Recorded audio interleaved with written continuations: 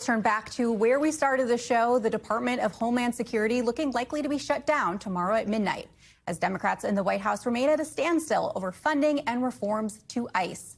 Joining me now is Republican Congressman Marlin Stutzman of Indiana. Congressman, thank you so much for joining us today. I want to start with this DHS funding fight because Democrats laid out 10 different demands, including things like no masks, requiring ID, tighter warrants for judicial warrants, uniform use of force standards. Is there anything in there that you would be willing to support? Oh, yeah. Mel, first of all, great to be with you. And, I think that's one of the things that we want to be sure that our officials out on the streets, our agents on the streets, have the tools they need. One of the things that we had put into the bill was additional funding for body cameras, also for additional training. And but Democrats seem to be backing off of that now because they don't like the idea of mass surveillance with more cameras out on the streets. But at the end of the day, we have to keep our agents safe. And we want to be sure, just like the mask list, what they listed on their list, it's just something that I would not agree with. We want to make sure that our agents are safe. They can go home without being doxxed or something like that. If their image would get out on the internet, they have to have the flexibility to do whatever they have to do to keep the agents safe. Would you support a mandate on those body-worn cameras? I would. I think that it's important that the cameras are on, and that way, if something happens, like we saw 2 deaths up in Minnesota, that there's plenty of evidence that we have different angles, as well as just being sure that whatever we can capture in a bad situation is captured. President Trump said in an interview with our Tom Yamas that he needs to take a softer touch with immigration. We also have polling that just came out yesterday here at NBC that shows the majority of Americans disapprove of the Trump administration's handling of border security and immigration. So given those numbers, do you think that something needs to change in terms of the ICE tactics on the ground? Well, I think that, we always have to support our agents, making sure that they can do their job for the safety of the community, also for the safety of themselves, and that they can accomplish what their mission is, and that's to arrest those who are here in the country illegally and that have performed a criminal act. For me personally in Congress, I'm one of the co-authors on the Dignity Act. I think that there's something that needs to be done for those who are here that are undocumented. If they are here working, there should be some sort of ability to be legal, not citizenship, but something that would at least give them a documentation. And that way they could be legally going to work. And a lot of times, for manufacturers and agriculture, construction, employers would be willing to sponsor those particular people as well if they aren't legally documented. So there has to be some sort of conversation around that, because I think that, one thing that President Trump did do that we all appreciate is he's secured the border and making sure that there just isn't this constant flow of illegals coming into the country. On the Dignity Act, have you had any conversations with either leadership or the White House about trying to get that through the House? Well, Maria Salazar from Florida is the lead sponsor on the Dignity Act, and she's relentless, and she's done a phenomenal job. And there's a pretty good cross-section of members that are supporting that. I totally understand those on the opposite side of me that say, look, we got to make sure all the illegals are out of the country that are here. But I just don't think that it's going to be just possible. I mean, there's too many people here that are here working, and it's also the Dignity Act also applies to those who came here before the Biden administration. And so that's a 5-year look back. Anybody that was here before then would be eligible. Those that weren't would not. So I think we should at least have a conversation at some point, because we have to be realistic. Speaking of Congresswoman Salazar, she has been warning that Republicans are losing some of the gains they made with Hispanic voters in 2024. Do you share any of those concerns? And are you worried at all that, especially seeing some of these immigration polling numbers, that could hurt Republicans in the midterms? I do. Because, I come from Northeast Indiana, a lot of agriculture, the RV industry. We have a lot of poultry. And, people come to work, and they come, on a work visa of some sort, or they let their visas expire and they don't have the ability to keep them up to date.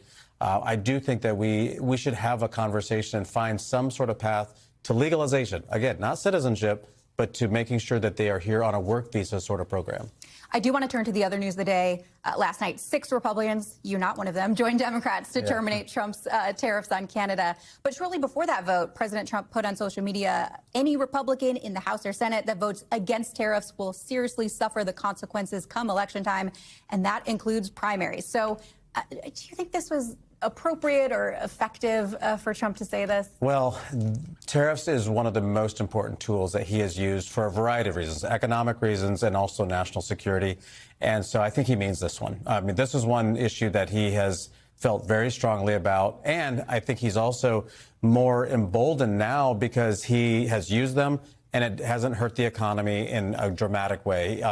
There's been some places where it's been rocky, and I mean, even from Indiana, we've seen that with like a foundry. There's some consequences there, but at the same time, it's really reset the global stage when it comes to economics and making sure that China doesn't take advantage of us as Americans with our policy. This is the tariffs, I believe, are what levels the playing field for us in business. Because other countries are just simply taking advantage of us. And Trump is really using it as a national security tool. Before I let you go, I do want to ask about your legislation on rural housing that passed overwhelmingly in the House this week. We don't really see big bipartisan bills like that. So first, just talk to me about what this bill would mean for rural communities and how it would sort of help with the overall affordability crisis. Yeah, well, I mean, we've seen the cost of houses go up. Interest rates, of course, been a big factor in all of that. And so, what we're doing is saying, let's make it a little easier for us to build homes because supply is down. That, of course, drives prices up. Interest rates would have the biggest impact, I believe, on just the ability to move from one house to another house. But we're trying to cut red tape and saying, if you're at HUD and you have one set of rules and you're over at USDA and you have another set of rules, we've got to get together and eliminate the duplicity of rules that don't make sense or that can be just uniform rather than having two sets of rules. So it's just things like that that make common sense. Also, manufactured housing was another piece that we addressed in there. Manufactured housing, which there's a lot of that in Indiana, can help fulfill the demand for housing. And we tried to, we made a couple of changes in there that would keep the cost down on manufactured housing, just trying to bring the cost down and making sure that home builders have the ability to build homes faster. What else do you think Republicans need to do, especially in this short time between now and November, to show Americans they are trying to improve the cost of living? Is that a second reconciliation bill? Is that something else? Yeah, well, the one that I actually support President Trump's initiative to cap credit cards at 10% for 1 year. Because over the last 5 years, and I saw this in retail and business before I came back to Congress this past election, is that people are, all of a sudden, inflation drove the cost of living up. And so people are putting more money or their expenses on their credit cards, and their wages weren't going up as fast. And so this cap on interest on the credit cards would just give them a reprieve. The American people need a break. Consumers need a break because they can only pay, maybe they pay $500 on their credit card. Well, that's just to cover the interest, and they just don't have enough buying power to really get back into the game.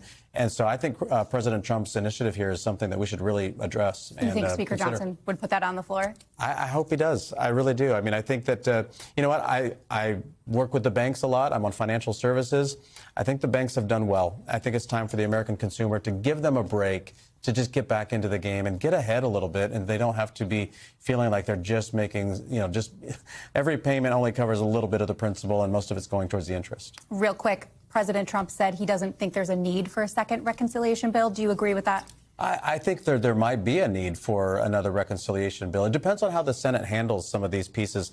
The filibuster rule, we call it the talking filibuster rule, which we're all used to out of Mr. Smith Goes to Washington, versus the zombie filibuster rule where nobody talks and we don't understand it. But I think that there may have to be a couple of issues that we address, and it's more affordability. It could be the tariff issue. It depends on what the Supreme Court rules when it comes to tariffs.